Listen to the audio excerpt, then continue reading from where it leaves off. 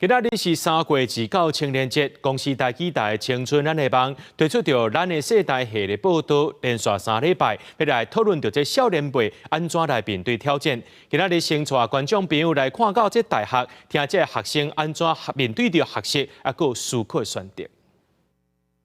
在求学路途上，好像没有真的知道自己想要做的东西是什么。应该说是看学测成绩，然后我觉得可以上这里我就上这里。尝试太少，因为科系的关系，就一直都是在教室里面。台湾真侪学生咧选大学甲科系的时阵，对未来的方向潜在感觉迷茫。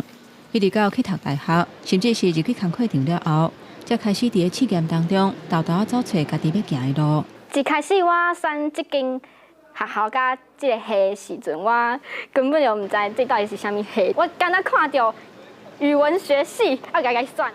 用分数来选科系，现在发现甲家己的兴趣无合。教育制度若量早，予学生有无共探索的机会甲指引，予学生有更较侪适合家己发展的空间，都袂一个出社会就拄到问题，甚至是无信心。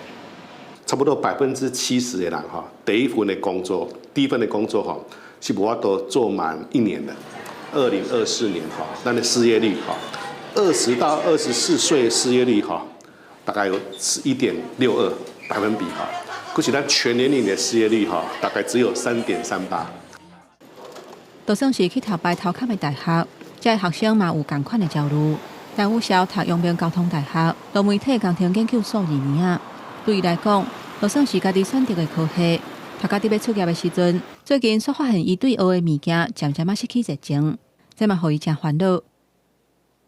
但是到后壁就变较无兴趣，啊，不过嘛无讲是讨厌嘛安尼。有考虑休学嘛，然后也有考虑就是要不要换个方向读。艺术创作的形式。咱对读大学这件代志，可能有一个完成度迷失。习惯讲用顺利毕业来讲，就是上好的、上应该爱安尼嘛。现在讲休退学一定就是负面的。在学习的过程当中，真侪学生是哪看哪行。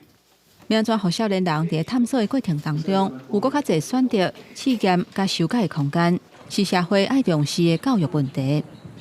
记者洪条生、吴一修综合报道。